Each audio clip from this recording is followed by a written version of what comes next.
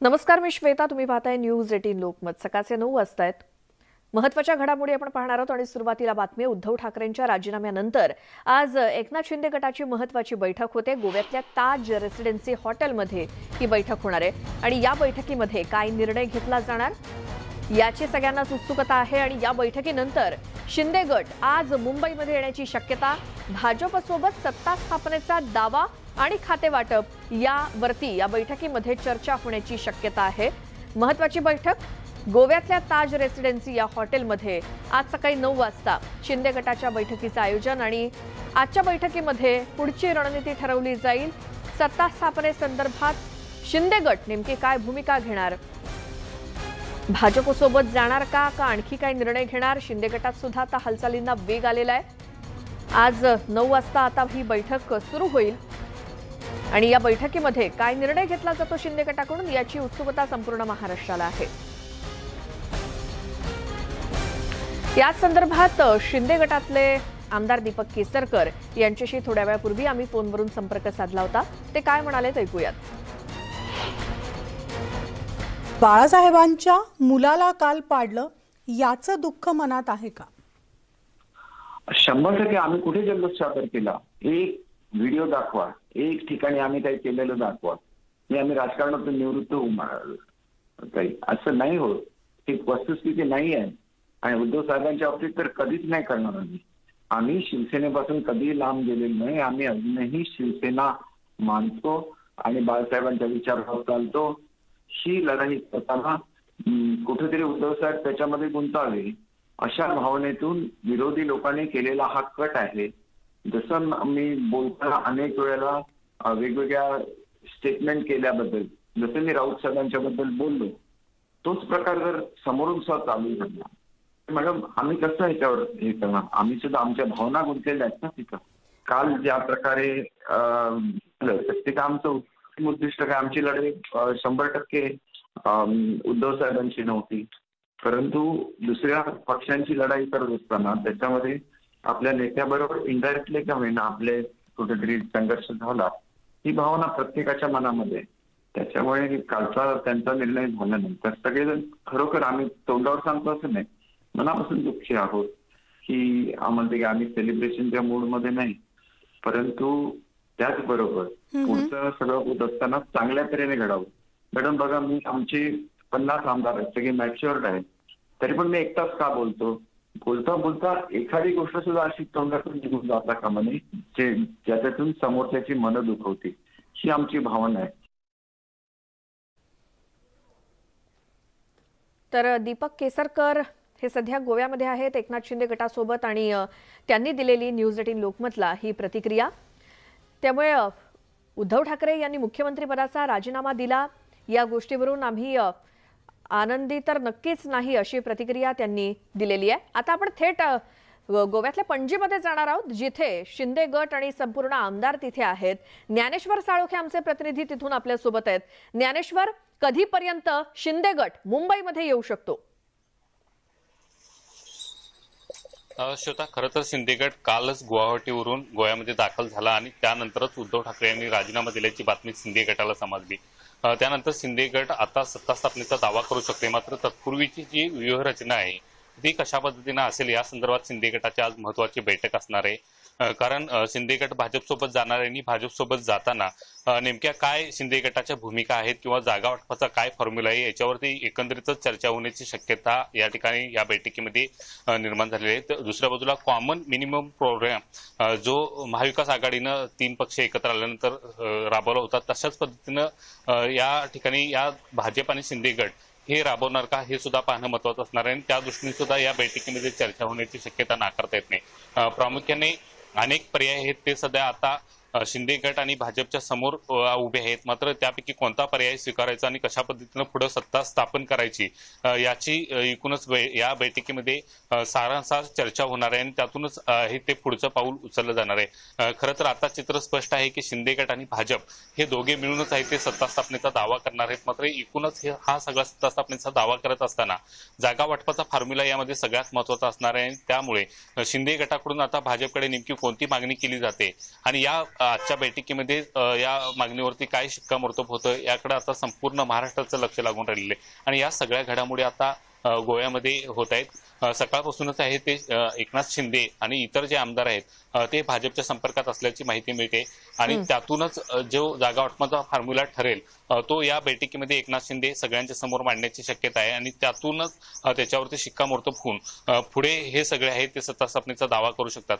मात्र 10 वाजता या संदर्भातली महत्वाची बैठक असणार आहे आणि त्यामुळे या बैठकीमध्ये नेमकं काय होते त्याकडेच आता संपूर्ण महाराष्ट्राचं लक्ष लागून राहिले. अगदी बरोबर आहे ज्ञानेश्वर, धन्यवाद तुम्ही दिलेल्या माहितीसाठी. आमचे प्रतिनिधी गोव्यातल्या पणजीमध्ये जिथे या हॉटेलमध्ये सध्या एकनाथ शिंदे आणि त्यांचे सगळे समर्थक आमदार आहेत आणि तिथे आता थोड्याच वेळात त्यांची बैठक पार पडते. त्यामुळे भाजपसोबत जाताना नेमका शिंदे गटाची काय भूमिका असणार, काय कशा पद्धतीने पुढचे निर्णय घ्यायचे यासाठीच आजची ही महत्वाची बैठक. सगळ्या आमदारांसोबत चर्चा करतील एकनाथ शिंदे आणि त्याचसोबत मुंबईमध्ये कधी परतायचं याचा देखील निर्णय घेतील. उद्धव ठाकरेंनी आपल्या मुख्यमंत्री पदाचा राजीनामा दिला आणि त्याचसोबत त्यांनी आपल्या विधान परिषद सदस्यत्वाचा सुद्धा राजीनामा दिलाय आणि राजीनामा देण्यापूर्वी त्यांनी जनतेशी संवाद साधला. यावेळी बोलताना त्यांनी मुख्यमंत्रीपद सोडण्याची खंत आपल्याला नाही असं म्हटलं. ज्यांना शिवसेनेनं मोठं केलं त्यांनीच दगा दिल्याची खंत त्यांनी व्यक्त केली. ज्यांना सर्व काही दिलं तेच नाराज झाले अशी प्रतिक्रिया उद्धव ठाकरे यांची. शरद पवार आणि सोनिया गांधींनी सहकार्य केलं. औरंगाबादचा संभाजीनगर नामांतराचा प्रस्ताव मंजूर झाला. हा आनंदाचा क्षण होता. राज्याबाहेर गेलेले आमदार मुंबईमध्ये येत असताना शिवसैनिकांनी कोणताही गोंधळ घालू नये, शिवसैनिकांनी रस्त्यावरती उतरू नये असं शांततेचं आवाहन त्यांनी आपल्या शिवसैनिकांना केलं.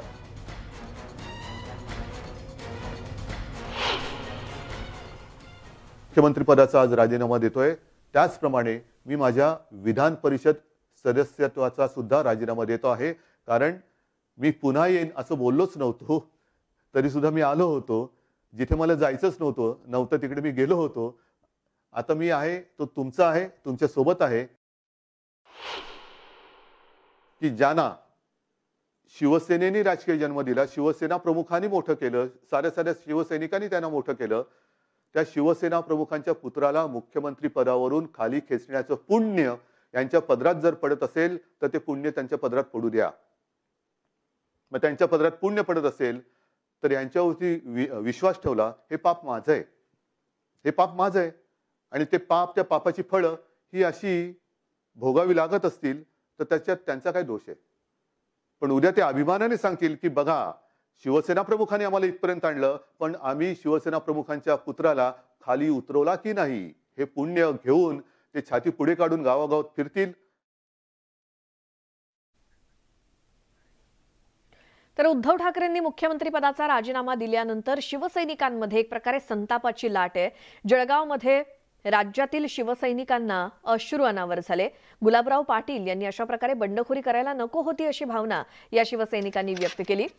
मुख्यमंत्र्यांनी राजीनामा देताच मावळमधील शिवसैनिक सुद्धा आक्रमक झाले. जुन्या पुणे मुंबई हायवेवर सेनेनं टायर जाळून निषेध केला आणि या आंदोलनामुळे काही काळ मुंबई पुणे महामार्गावरची वाहतूक विस्कळीत झाली होती आणि या कार्यकर्त्यांना ताब्यात घेऊन मग पोलिसांनी हा मार्ग मोकळा केला. थेट जाऊयात पुण्यातून आमचे प्रतिनिधी चंद्रकांत फुंदे आपल्या सोबत आहेत. चंद्रकांत, मुख्यमंत्र्यांनी राजीनामा दिल्यानंतर शिवसैनिक हे आक्रमक झालेत, व्यथित झालेत, त्यामुळे काय नेमकं वातावरण आहे शिवसैनिकांमध्ये आता, कसे ते रिॲक्ट होत आहेत? स्वतः तुला खरं सांगू, शिवसेना ही संघटना ठाकरेंची आहे आणि ती कोणीच हिरावून घेऊ शकत नाही. कारण सामान्य शिवसैनिक तळागाळातला हा आजही ठाकरेंसोबत आहे. म्हणून ठाकरेंचं पद गेलंय त्यांच्याच पक्षाच्या बंडखोर आमदारांमुळे. ही सल फक्त उद्धव साहेबांनाच नाही तर त्यांच्या कट्टर कार्यकर्त्यांना नाही. आपल्यासोबत सगळे कट्टर शिवसैनिक आहेत, मूळचे कोकणातले, तिथे येऊन स्थायिक झाले जनता वसत. सूरज, मला सांग काय भावना आहे? हे जे आता जे फुटलेत आणि ज्यांनी एक घाण राजकारण केले त्यांना एवढंच वाक्य सांगणे, हारकर जितने वाले को ही उद्धव बाळासाहेब ठाकरे कहते. जे तुम्ही सत्तेसाठी किती लालच हे केली हे संपूर्ण महाराष्ट्र बघतोय. हिंदुत्व काय आहे ते काल उद्धव साहेबांनी दाखवलं. म्हणजे आयुष्यभर मुख्यमंत्री राहण्यापेक्षा एक दिवस मुख्यमंत्री काय करू शकतो नायक पिक्चर सारखं हे काल उद्धव साहेबांनी दाखवलेलं आहे. कारण उद्धव साहेबांना करोनाचा सर्वात वाईट काळ, त्यानंतर पूर, महाभयंकर पावसामुळे झालेले नुकसान हे असेच काळ भेटले होते. पण त्यात पण त्यांनी असं दाखवलं की महाराष्ट्राला कुठला मुख्यमंत्री करणार नाही. एवढ्या ताकदीने एवढ्या जिद्दीने काल त्यांनी करून दाखवलं. पुन्हा उभारेल शिवसेना उभारी ना शिवसेना उभारलेलीच असते, हे नेते गेलेले आहेत. त्यामुळे आता उलट नवीन चेतावणी भेटन. ही जुनी पिकलेली जी पावली होती ती आता फुटलेली आहे. आता नवीन पालवी तयार होईल आणि युवकांना संधी मिळेल. कट्टर शिवसैनिक, मला सांगा राजाभाऊ, हे तुम्हाला पटतं का? तुमच्याच लोकांमुळे आज उद्धव साहेबांचं पद गेलंय. नाही, महाराष्ट्राला एवढे गरीब मुख्यमंत्री भेटले होते. काय भावना काय आहेत? म्हणजे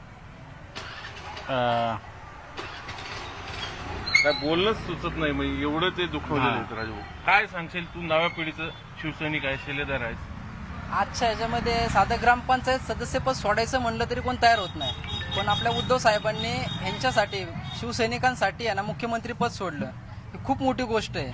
आणि त्यामुळे आज किती जरी पुढं मुख्यमंत्री आले गेले तरी उद्धव साहेबांचं नाव प्रत्येक सामान्य घराघरात आणि प्रत्येकाच्या मनामनात राहील. आणि अशीच ही शिवसेना प्रत्येकाच्या घराघरात आणि मनामनात कायम राहील. काय सांगसाल तुम्ही काका? शिवसेना ही तळागाळापासून केलेली उभारलेली बाळासाहेबांनी संघटना आहे.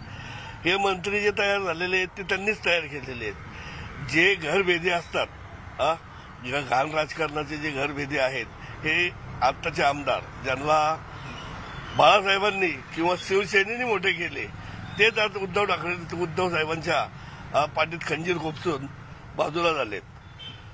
हे धडा शिकवणार तुम्ही? प्रत्येक शिवसैनिक हा धडा शिकवणारच आहे. जे चंद्रकांत, धन्यवाद या सगळ्या प्रतिक्रियांसाठी. तर जे उद्धव ठाकरेंचे समर्थक आहेत, शिवसैनिक आहेत, ते व्यथित झालेत. त्यांच्या या प्रतिक्रिया होत्या. उद्धव ठाकरेंनी मुख्यमंत्रीपदाचा राजीनामा दिल्यानंतर भाजपकडून जल्लोष करण्यात आला आणि भाजपच्या नेत्यांनी यावेळी चक्क एकमेकांना पेढे भरवत जल्लोष केला. देवेंद्र फडणवीस, चंद्रकांत पाटलांसह भाजपचे अनेक नेते या जल्लोषामध्ये सहभागी होते. ज्यावेळी मुख्यमंत्र्यांनी राजीनामा दिला त्याच वेळी दुसरीकडे भाजपच्या गोटामध्ये जल्लोष सुरू झालेला होता. तिथे भाजपचे सगळे महत्त्वाचे नेते, पदाधिकारी देवेंद्र फडणवीस यांच्या उपस्थितीमध्ये एकमेकांना मिठाई भरवत इथे जल्लोष सुरू झालेला होता आणि कुठे भाजपच्या समर्थकांनी फटाके सुद्धा फोडायला सुरुवात केली. काल रात्रीची ही दृश्य आहेत. रात्री मुख्यमंत्री उद्धव ठाकरेंनी राजीनामा दिल्यानंतर लगेचच भाजपकडून सुरू करण्यात आलेला जल्लोष.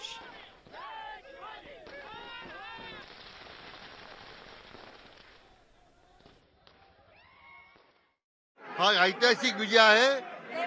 देशाचे लाडके पंतप्रधान माननीय आदरणीय नरेंद्र मोदी साहेबांच्या मार्गदर्शनाखाली आणि एक अतिशय समृद्ध आणि अतिशय परिपक्व नेतृत्व जे आम्हाला लाभलंय माननीय देवेंद्रजी फडणवीस साहेबांचं, त्यांच्या कुशल नेतृत्वावर जनतेनं पुन्हा एकदा विश्वास व्यक्त केला आहे. महाराष्ट्र ज्यांची वाट पाहत होता, आज पुन्हा राज्याचे मुख्यमंत्री म्हणून देवेंद्रजी आज आपल्याला पाहायला मिळणार आहे.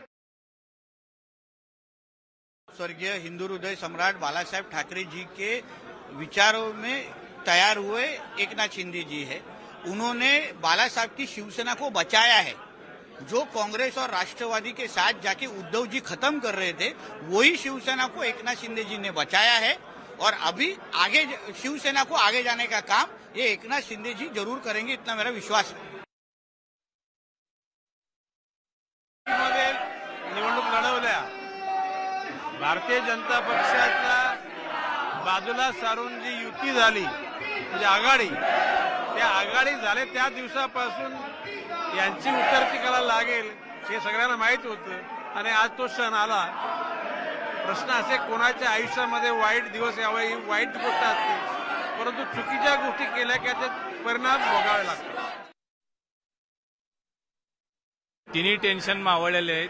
आज जो निर्णय झालेला आहे यामध्ये आता महाराष्ट्रामध्ये एक अतिशय स्थिर सरकार, कारण 2019लाच महाराष्ट्राच्या जनतेनं देवेंद्रजी फडणवीस यांना क्लिअर मॅन्डेट दिलेला होता आणि महाराष्ट्रामध्ये भाजपचं सरकार यावं यासाठी लोकांनी निर्णय दिलेला होता. पण एक अनैतिक सरकार महाविकास आघाडीच्या माध्यमातून झालेलं आपण पाहिलं आणि 2.5 वर्षामध्ये आज ते थांबलेलं आहे. नव्यानं जे सरकार होणार आहे हे अतिशय विकासाभिमुख काम भविष्यामध्ये करेल आणि स्थिर सरकार देईल आणि 2.5 वर्षामध्ये जो काही लोकांचा प्रश्न किंवा ज्या अडचणी होत्या त्या सगळ्या इथून पुढे मार्गी लागतील. त्या दृष्टिकोनातून फडणवीस साहेब काम करतील याचा मला पूर्ण विश्वास आहे.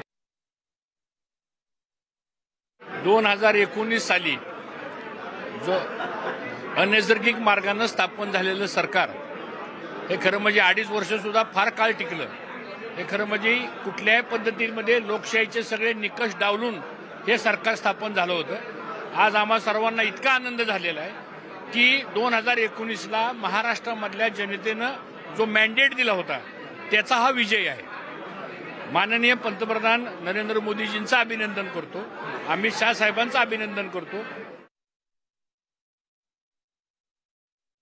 निधी मिळत होता किंवा कामं होत होती का नाही, म्हणजे ते काय विरोधक म्हणून आम्ही बोलण्यापेक्षा त्यांच्याच आमदारांनी दाखवून दिले की काम काय तिथं नीटनेटकं किंवा लोकहिताचं चालू नव्हतं। आणि त्याच्यातनंच आज जी काही खरं म्हणजे सरकार निवडणुका झाल्या त्यावेळेला भाजप आणि सेनेच्या युतीचं आलंच होतं। त्याच्यानंतर जी काय राजकीय खेळी झाली आणि जे काय अभद्र युती म्हणून आपण ती झाली, हे महाविकास आघाडीचं 3 पक्षात सरकार आलं, सगळ्यांच्या विचारसरणी वेगळ्या होत्या, अशा याचे एकत्र आले आणि फक्त भाजपला बाजूला ठेवायचं याच्यातनं, म्हणून हे सगळं झालं। पण आज त्याचा शेवटी काय असेल ते हे काय म्हणायचं स्फोट झाला आणि आज ते सरकार गेलं। आज आम्हाला एक तर खात्री आहे देवेंद्रजींच्या नेतृत्वाखाली जे सरकार आता होईल ते 100% जनहिताची आणि लोकहिताची कामं करेल। या राज्याला जे काही म्हणजे एवढ्या वर्षामध्ये इन्फ्रास्ट्रक्चर असू दे, शेतकऱ्यांचे प्रश्न असू देत, विजेचं असू दे, काय जे काय याचं ते सर्व जे आहे ते गतीनं देवेंद्रजींच्या नेतृत्वाखाली एक हे होईल। दुसरं देशाचे पंतप्रधान आणि हे म्हणजे मोदीजींचा पण महाराष्ट्राच्या विकासाला 100% साथ मिळेल एवढी आम्हाला खात्री आहे। आमचे साहेब मुख्यमंत्री होत आहेत त्याचा मला आनंद आहे। गेल्या 2.5 वर्षामध्ये सुद्धा साहेब मुख्यमंत्री असल्यासारखंच काम करत होते। तुम्ही पाहिलेलं मुख्यमंत्री बाहेर निघत नव्हते, आमचे साहेब रस्त्यावर होते, जनतेमध्ये होते, जनतेच्या सुखदुःखात होते। आज ही साहेब जनतेच्या सुखदुःखामध्ये कंटिन्यू राहणार आहेत। आम्हाला एक आनंद आहे। एक कंटाळवाणं एक रटाळ सरकार, ज्या सरकारनं महाराष्ट्राला 10 वर्ष मागे घातलं, हे सरकार गेलेलं आहे। आता चांगलं सरकार उद्यापासून आपल्याला पाहायला मिळेल। निश्चित भारतीय जनता पार्टीचं सरकार माननीय देवेंद्रजीच्या नेतृत्वामध्ये महाराष्ट्रात येणार। मनोरुग्ण संजय राऊतच्या मार्गदर्शनात महाराष्ट्राचं सरकार या ठिकाणी उद्धव ठाकरे चालवत होते। त्यांनी कधीतरी आरशात स्वतःची लायकी बघायला पाहिजे होती, कारण महाराष्ट्राच्या जनतेने देवेंद्रजींच्या विकासाला निवडून दिलं होतं, भाजपच्या संघर्षाला निवडून दिलं होतं, भाजपच्या हिंदुत्वाला निवडून दिलं होतं। परंतु मनोरुग्ण संजय राऊतच्या मार्गदर्शनात जे काही उद्धव ठाकरेंनी केलं त्याने शिवसेनेची माती झाली। शेवटी एकच म्हणेल, हमसे जो टकराएगा मिट्टी में मिल जाएगा।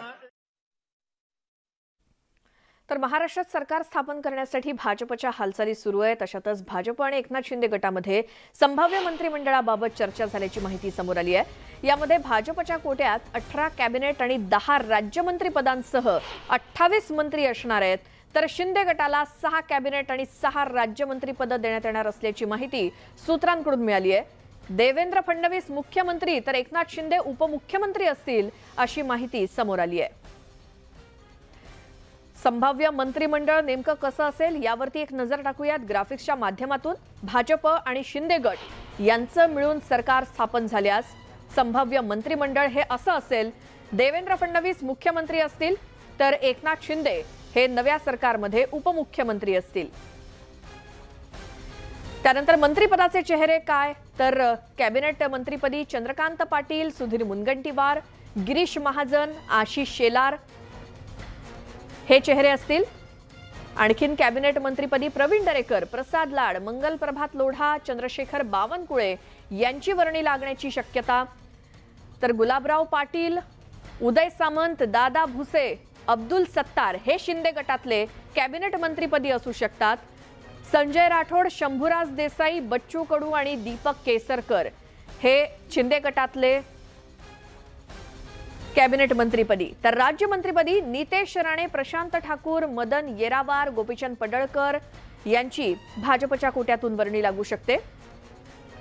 संदीपान भुमरे, संजय शिरसाट, भरत गोगावले हे शिंदे गटातले राज्यमंत्रीपदी विराजमान होऊ शकतात। तर हे असेल नव्या सरकारचं संभाव्य मंत्रिमंडळ। आणि मुख्यमंत्रीपदी देवेंद्र फडणवीस तर उपमुख्यमंत्रीपदी एकनाथ शिंदे अशा प्रकारची माहिती सूत्रांकडून मिळते। भाजप आणि शिंदे गटामध्ये सध्या चर्चा सुरू आहे सत्ता स्थापनेबाबत। आमचे प्रतिनिधी तुषार उपनवर आपल्या सोबत आहेत फोन लाईनवरती। तुषार, भाजपकडून सत्ता स्थापनेसंदर्भातल्या हालचाली आता कुठपर्यंत? मुख्यमंत्री उद्धव ठाकरे यांनी राजीनामा दिल्यानंतर आता भाजपा सत्ता स्थापनेसंदर्भामध्ये दावा करू शकते आणि त्या संदर्भामध्ये राज्यपाल भगतसिंग कोश्यारी देवेंद्र फडणवीस यांना सत्ता स्थापनेसंदर्भात बोलवू शकतात आणि आपण जर पाहिलं तर येणारा सत्ता स्थापनेमध्ये देवेंद्र फडणवीस यांच्यासोबत आपल्याला शिंदे गट देखील महत्त्वपूर्ण मध्ये भूमिका बजावू शकतो। त्यामुळे येणाऱ्या मंत्रिमंडळामध्ये देवेंद्र फडणवीस आणि एकनाथ शिंदे यांचा आपल्याला समावेश असताना पाहायला मिळेल। यामध्ये आपण जर यादीवरती जर लक्ष देऊया की नेमकी टीम देवेंद्रची नेमकी यादी कशा प्रकारे असणार आहे। सुरुवातीला मी तुम्हाला सांगतो की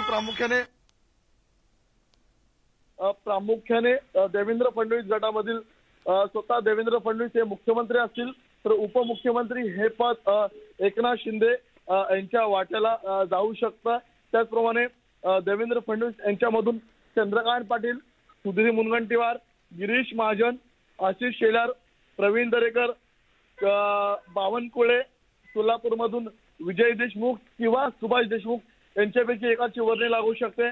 त्यानंतर पश्चिम महाराष्ट्रातून या ठिकाणी राधाकृष्ण विखे पाटील यांचं देखील नाव या ठिकाणी आघाडीवर आहे। तुषार, आणि हीच सगळी संभाव्य मंत्रिमंडळाची यादी आपण आताच न्यूज 18 लोकमत वरती प्रेक्षकांना दाखवली।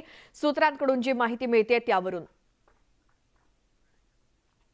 तर उद्धव ठाकरे मुख्यमंत्री पदावरून पायउतार झाल्यानंतर भाजप आणि शिंदे गटाचा सत्ता स्थापनेचा मार्ग आता मोकळा झालाय। यानंतर मुंबई भाजपने एक ट्विट केलंय। आपलं पुढचं टार्गेटही ठरवलंय त्यांनी। मुंबई महानगरपालिका हे भाजपचं पुढचं टार्गेट असणार आहे।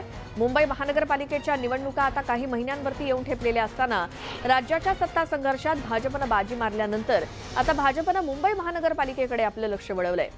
मुंबई भाजपनं ट्विट करत उद्धव ठाकरे, देवेंद्र फडणवीस यांना देखील त्यात टॅग केलंय।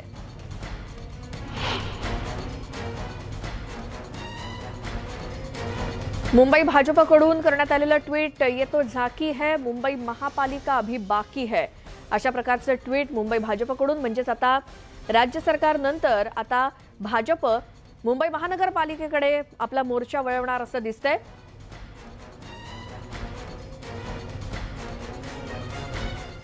या बंडखोर आमदारांनी युवासेना आणि वरुण सरदेसाई यांच्या विरोधात संताप व्यक्त केला होता। आमदारांच्या नाराजीच्या अनेक कारणांपैकी मुख्य कारण होती युवासेना। पाहूयात याचा एक स्पेशल रिपोर्ट।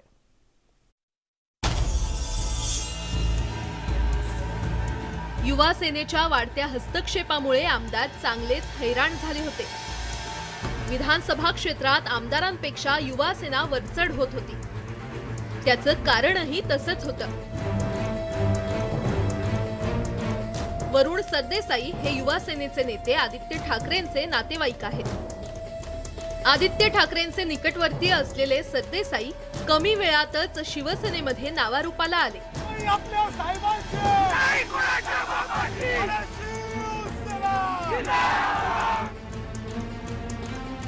थेट उद्धव ठाकरेंना भेटण्याचा ऍक्सेस वरुण सरदेसाई यांना होता। मात्र आम्हाला मुख्यमंत्री सहजपणे भेटत नव्हते अशी तक्रार आमदार आणि मंत्र्यांनी केली होती। शिवसेनेनं मार्च महिन्यापासून राबवलेलं शिवसंपर्क अभियान पक्षासाठी शिवबंड अभियान ठरलं। कारण या अभियानातच शिवसेनेच्या आमदारांनी युवा सेनेच्या विरोधातली खदखद व्यक्त केली होती। युवा सेनेचे अध्यक्ष आदित्य ठाकरे असल्यानं युवा सेनेचे पदाधिकारी थेट आदेश सोडत होते। विधानसभा मतदारसंघात आमदारांच्या कामात युवा सेनेची ढवळाढवळ होत होती। प्रत्येक मतदारसंघात युवा सेनेची कार्यपद्धती शिवसेनेलाच आव्हान ठरत होती। त्यामुळे आमदार आणि पदाधिकाऱ्यांमध्ये खदखद होती। एकनाथ शिंदेंनी बंड केल्यानंतर आमदार आणि मंत्र्यांची ही खदखद बाहेर पडली। Bureau report, news 18 Lokmat. इतरही महत्त्वाच्या घडामोडी आपण प्रत्येक बुलेटिनमध्ये पाहत राहणार आहोत। मात्र या बुलेटिनमध्ये वेळ झाली इथेच थांबण्याची आणि जाता जाता एक महत्त्वाची आठवण ती म्हणजे राज्य आणि देशभरातल्या सर्व महत्त्वाच्या घडामोडी पाहण्यासाठी घरी असाल तर न्यूज 18 लोकमत टीव्हीवरती पहा, बाहेर असाल तर आमची YouTube लिंक न्यूज 18 लोकमत पाहायला आणि सबस्क्राइब करायलाही विसरू नका। सुरत ते गुवाहाटी, मुंबई ते दिल्ली, कुणाच्या हाती येणार सत्तेची किल्ली। सत्ता नाट्याची प्रत्येक घडामोड सर्वात आधी फक्त न्यूज 18 लोकमतवर.